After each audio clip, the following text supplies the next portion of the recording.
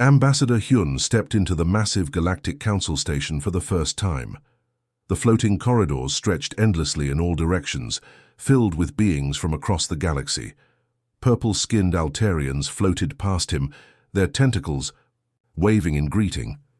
Crystal creatures that looked like living diamonds clicked along the walls. This was his new home as the Zorathi representative, and everything felt overwhelming. He made his way to the main briefing room, where holographic star charts filled the entire ceiling. Thousands of systems glowed in soft blue light, each one representing entire civilizations. Trade routes appeared as golden lines connecting world to world. It was beautiful, like looking at the galaxy's entire history laid out above him.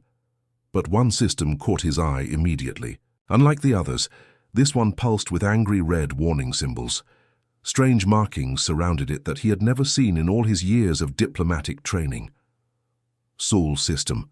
He read the label out loud, his voice echoing in the quiet room. Below, the name in stark letters that seemed to glow with their own light were the words "Quarantine, do not approach." Hyun frowned. In all his studies of galactic law and diplomacy, he had never heard of a quarantine that lasted indefinitely. Usually dangerous systems were marked for specific reasons: plague worlds, unstable stars, or aggressive species that needed time to develop. But this marking looked old, very old. Footsteps approached behind him. Velmar, the senior Altarian delegate, floated closer on his anti-gravity platform. His ancient eyes, which had seen centuries of galactic politics, followed Hyun's gaze upward. You're new," Velmar said, his voice carrying the weight of experience. "Best not to ask about that one, young ambassador." But Hyun's curiosity burned stronger than his caution. He had always been the type to ask questions, even when others preferred silence. "What happened there? I've never seen a quarantine marking like this." Velmar's tentacles twitched nervously. Other delegates in the room suddenly became very interested in their own conversations. The room's atmosphere shifted, as if everyone was trying not to listen while actually hanging on every word. A clicking sound came from the wall. The crystalline Techvor representative, whose species communicated through musical tones, had been following the conversation. When he spoke, his voice sounded like wind chimes in a storm. "Some knowledge carries too heavy a price," the Techvor said slowly. "The species there, they call themselves human." The way he said the word human made Hyun's skin crawl. It wasn't said with hatred or fear exactly, but with something worse, a kind of careful respect that people usually reserved for dangerous predators. "Humans," Hyun repeated. "I've never heard of them. Are they particularly aggressive, technologically advanced?" Several delegates exchanged looks. An elderly Centaurian, whose species was known for their honesty, shook her head slowly. "Not aggressive in the way you might think," she said quietly. "And their technology was primitive when we first encountered them." "Then why the quarantine?" Hyun pressed. Velmar's platform drifted closer. 300 years ago we made contact with them. Standard first contact protocols. We sent our best diplomats, our most experienced fleet commanders. Admiral Kethmore himself led the mission. And now we don't talk about Earth," Velmar said firmly. "Some doors once opened can never be closed again."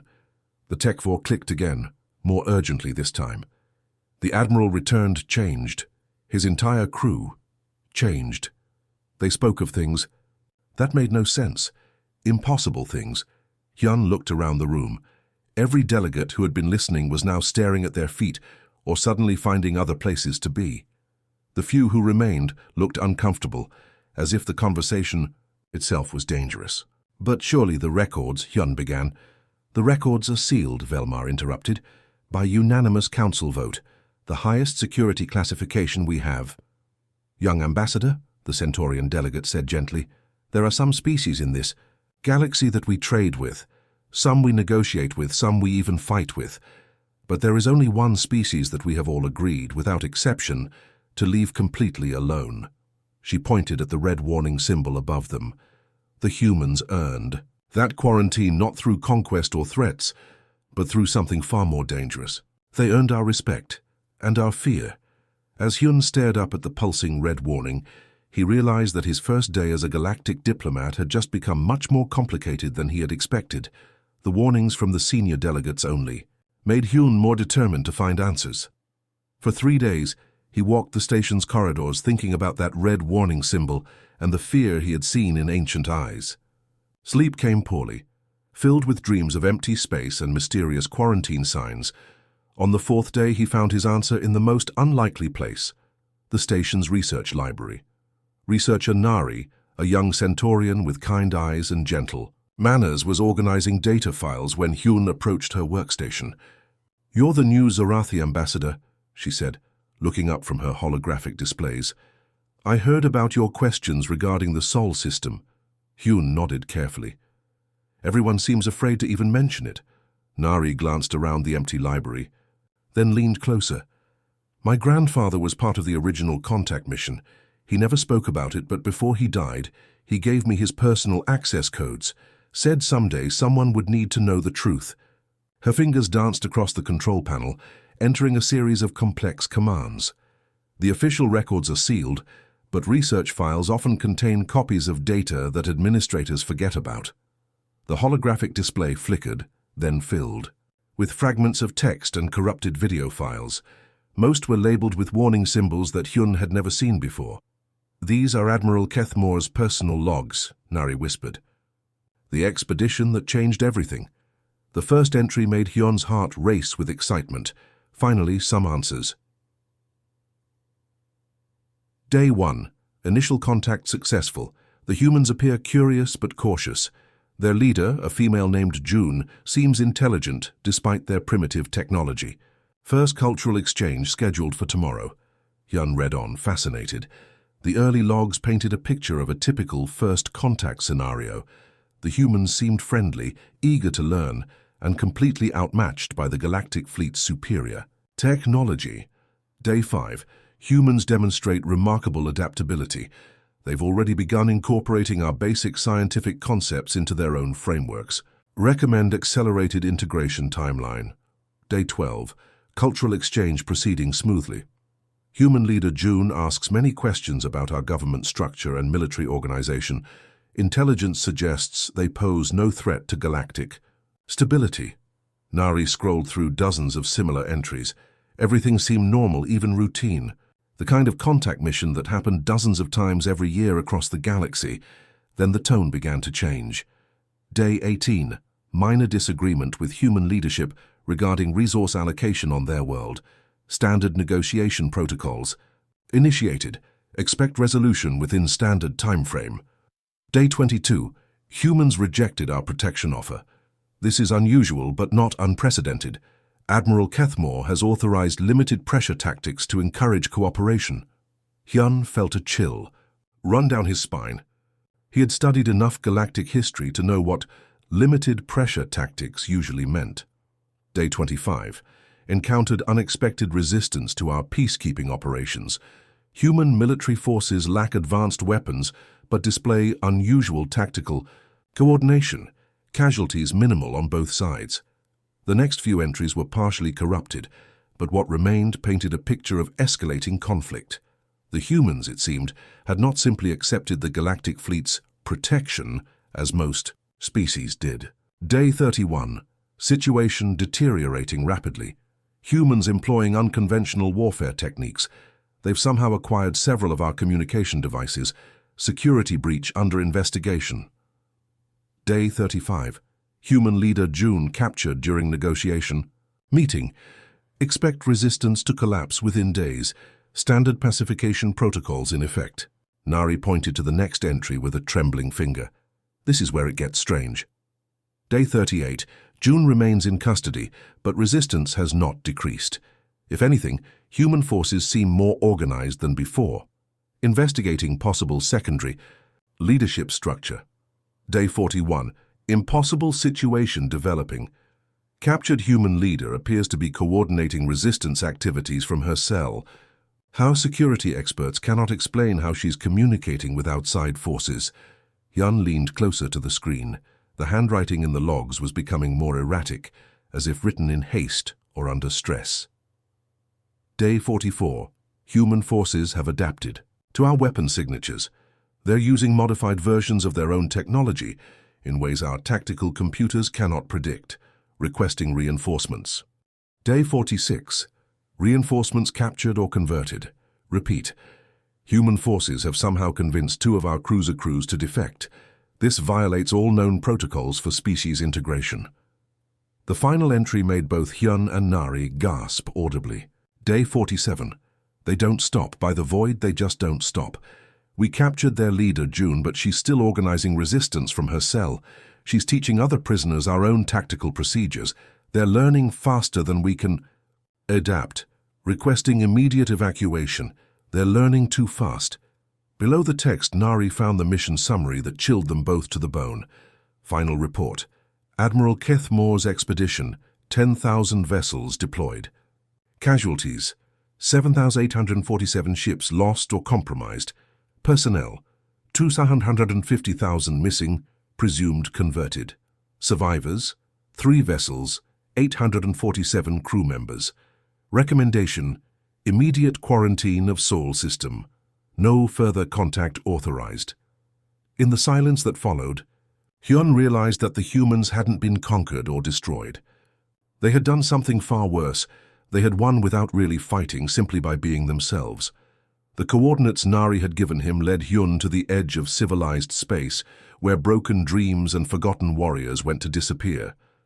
The mining outpost called Haven's End was little more than a collection of metal buildings clinging to an asteroid, processing rare minerals that nobody else wanted to touch. Hyun found Grixtar in the deepest part of the mine, operating a drilling machine that looked older than most civilizations. The Korthak warrior who had once commanded star destroyers was now covered in mineral dust, his once proud armor replaced by simple work clothes. "You're far from the council chambers," Grixtar said without looking up from his work. His voice was rough from years of breathing recycled air and speaking to no one but himself. "I'm looking for answers about the Sol system," Hyun said carefully. The drilling machine stopped. Grixtar's hands, which had once held the weapons of a galactic warrior, began to shake slightly.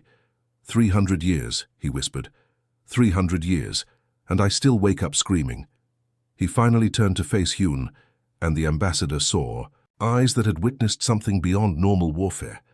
These weren't the eyes of a soldier who had lost a battle. These were the eyes of someone whose entire understanding of reality had been shattered. "You want to know about the humans?" Grixtar's voice trembled like an old man's, though his species lived for over 1,000 years. "Everyone thinks they know what happened. They think we lost because we underestimated their military power or their technology."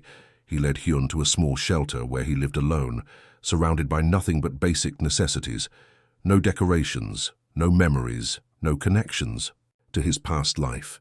"We thought they were weak," Grixtar continued, pouring 2 cups of bitter mining station coffee. "Their leader, a female named Hannah, seemed so small when we first made contact. She couldn't have been taller than my shoulder, and when she smiled, she looked like someone's grandmother." Grixtar's hands wrapped around his coffee cup, as if trying to warm something that had been cold for centuries. The first meetings went well. Hannah asked questions about our technology, our culture, our government. She seemed genuinely interested in learning from us. She even invited us to tour their cities. "What changed?" Hyun asked softly. "We decided to help them," Grixtar said bitterly. "Standard procedure. When a species shows promise, but lacks proper leadership, we establish what we call protective administration. For their own good, you understand. To help them reach their potential." The old warrior's eyes grew distant, seeing something Hyun couldn't imagine. "But when we tried to help them by taking control, that's when we learned what humans really were. That's when everything went wrong." He stood up abruptly and began pacing the small room like a caged animal. "They didn't fight us the way other species fight. They didn't use armies or weapons or battle tactics that made sense. They used everything. A human named Tay, who had been working in their food preparation area, somehow used cooking supplies to disable our assault mechs. Cooking supplies. She mixed chemicals that created a foam that got into our machinery and made it seize up." Grixtar laughed, but it was a sound without any humor. "Another one, a human called Sue, hacked our communication systems using components from their primitive computers. Our security experts said it was impossible. Their technology was centuries behind ours. But Sue didn't need advanced technology. He understood the principles behind our systems better than we did. How? Hyun asked. That's what we kept asking ourselves. How were they doing these things? How were they learning so fast? How were they always one step ahead of us? Grikstar stopped pacing and stared at the wall. Then we realized the truth. They weren't just fighting us. They were studying us. Every interaction, every battle, every conversation, they were learning from it, and they were teaching each other. Teaching each other what? How to be us, but better. The words hung in the air like a physical presence. They learned our languages faster than our own children do. They figured out our military tactics by watching us use them once. They understood our weaknesses before we knew we had them. Grikstar sat down heavily, suddenly looking every one of his 800 years. The worst part wasn't that they beat us. The worst part was that they made us beat ourselves. They convinced our own soldiers that their cause was right. Not through mind control or drugs or torture, through conversation, through logic, through showing us what we were really doing. They made us afraid of our own shadows, he whispered. Because we realized that everything we thought we knew about strength and power and civilization was wrong. We were the barbarians. We were the ones who needed to learn. Hyun felt his blood run cold. How many of your people joined them? The end? More than half the fleet. They didn't capture us, they converted us, and the ones who came back... Grikstar looked directly at Hyun for the first time. We came back changed. We could never look at the galaxy the same way again, in Ni. The silence that followed, Hyun understood why this broken warrior had exiled himself to the edge of space. Some truths were too heavy to carry. Grikstar stared into his coffee cup as if the dark liquid held memories he wished he could forget. The silence in the small shelter stretched on until Hyun thought the old warrior might not continue. Then, without warning, Grikstar began speaking again, his voice barely above a whisper. The worst part wasn't their resistance. It was their adaptation. Within weeks they had figured out our technology, not through study but through what they called making do. He set down his cup with shaking hands. You have to understand, our weapons and ships represent thousands of years of scientific advancement. Species usually take decades just to understand our basic principles.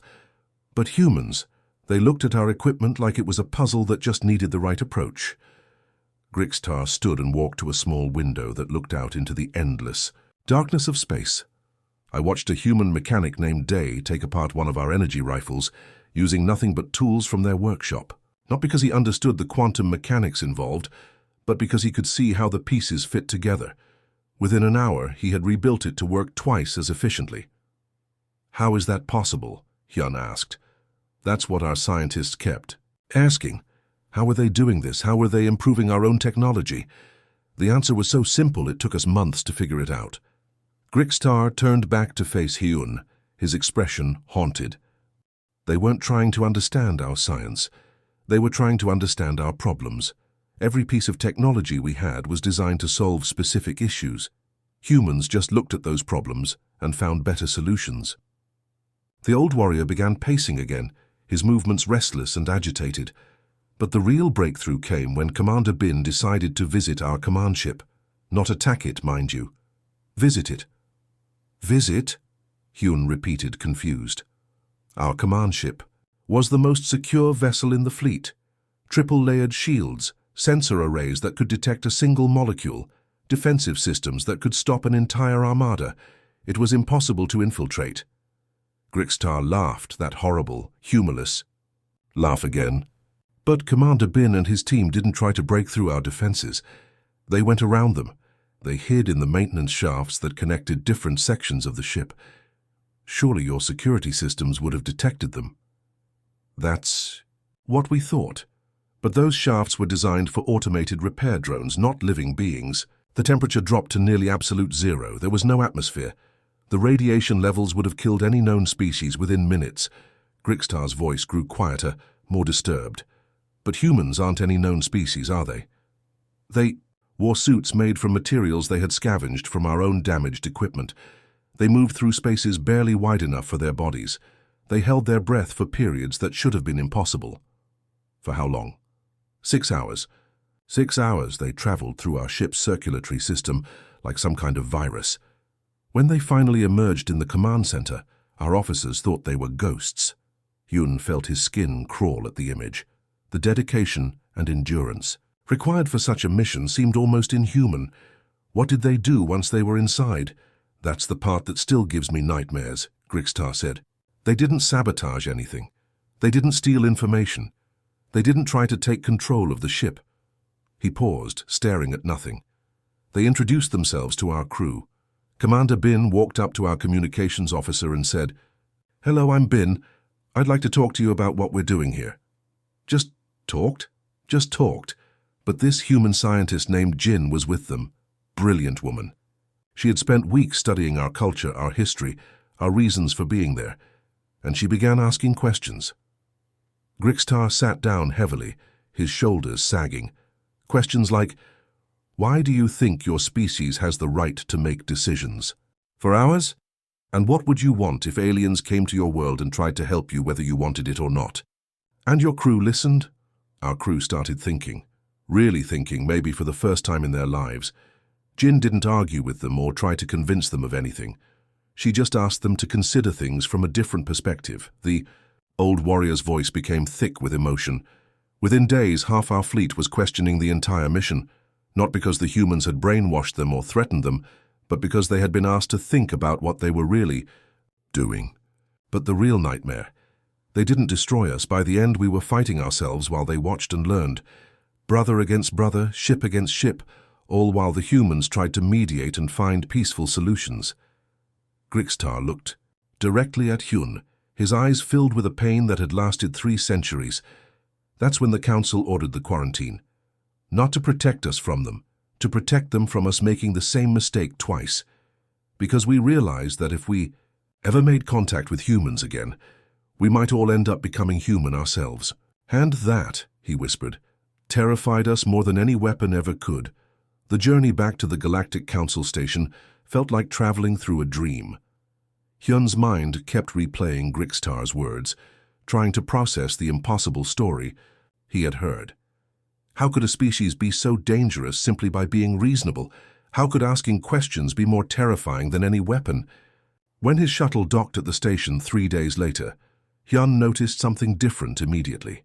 The usual bustling activity in the corridors had been replaced by nervous whispers and hurried conversations.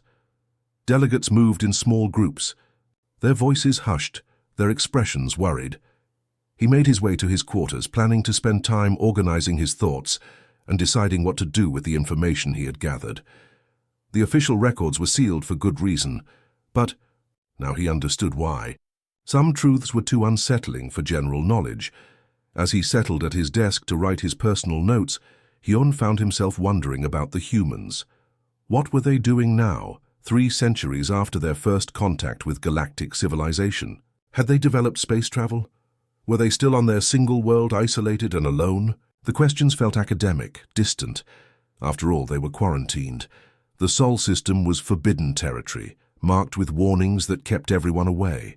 Whatever the humans were doing, it was happening far from galactic society. That's when the alarm started. The piercing sound of the station's emergency alert system cut through the quiet of his quarters like a blade. Hyun had never heard this particular alarm before. It wasn't the standard call for diplomatic meetings or even the warning for mechanical failures. This was something else entirely. He rushed to his window and looked out into space, expecting to see asteroids or pirates or some other common threat to space stations. Instead, he saw something that made his heart stop. Ships were approaching the station. But these weren't like any vessels in the galactic fleet. They moved through space with an impossible grace, as if they were dancing rather than traveling. Their hulls seemed to shift and flow like liquid metal, and they left no energy signatures that his trained eye could recognize. More alarmingly, there were hundreds of them. They had appeared as if from nowhere, surrounding the station in a perfect formation that spoke of coordination beyond anything Hyun had ever witnessed. The communication system crackled to life throughout the station, and a voice filled every corridor, every room, every corner of the massive structure. It was warm, friendly, and completely terrifying in its casual tone. "Hello, "This is Captain Min of the Earth vessel Harmony. We noticed someone's been asking about us lately." Hyun felt his blood freeze as the cheerful voice continued, speaking in perfect galactic standard, with just a hint of an accent he couldn't place. "We thought it was time to properly introduce ourselves. We've learned so much about galactic politics since your last visit. Don't worry, we come in peace." The station's corridors erupted in panic. Delegates ran in every direction, some heading for emergency shelters, others rushing to communication centers to contact their home worlds. Security forces mobilized, though what they planned to do against hundreds of impossible ships, Hyun couldn't imagine. He pressed his face against the window, watching the human fleet maintain its perfect formation. Not a single ship moved out of position. Not one weapon appeared to be charging. They simply waited, patient as philosophers, while chaos erupted around them. "We know this might be a surprise," Captain Min's voice continued, now sounding slightly amused. "We've been monitoring galactic communications for quite some time now. We're particularly interested in the stories about our first meeting. Some of the details seem to have gotten a bit exaggerated over the years." Through his window, Hyun could see other delegates at their own windows, staring out at the human ships with expressions of pure terror. He recognized Ambassador Velmar floating near a viewing port, his tentacles curled tight against his body, in the Altarian gesture of extreme fear. "We want to make one thing very clear," the human captain said, her voice taking on a more serious tone. "We hold no grudges about what happened 3 centuries ago. We understand that first contact situations can be complicated. We've spent a lot of time thinking about it, and we believe everyone involved was doing what they thought was right." The formation of ships began to shift, not threateningly, but with the fluid precision of a choreographed performance. Hyun realized he was watching hundreds of vessels move in perfect harmony, as if they shared a single mind. "However," Captain Min continued, "we noticed that our solar system has been marked with a quarantine warning. While we appreciate the caution, this has led to some misunderstandings about our intentions and capabilities." A new ship appeared at the center of the formation, larger than the others, but somehow more elegant. Its hull bore symbols that looked almost like artwork, flowing script in a language Hyun didn't recognize. So we decided it was time for a proper diplomatic mission. "We're here to establish formal relations with the Galactic Council. We have much to offer, and we're very interested in learning from all of you." The voice paused, and in that silence, Hyun could hear his own heartbeat thundering in his ears. "We hope this visit goes better than the last one," Captain Min said with unmistakable warmth. "We've had 300 years to prepare, after all." As Hyun watched the impossible ships holding their perfect formation around the station, he realized that the quarantine hadn't been protecting the galaxy from the humans. It had been protecting the humans from having to deal with the galaxy before they were ready. And now it seemed they were ready.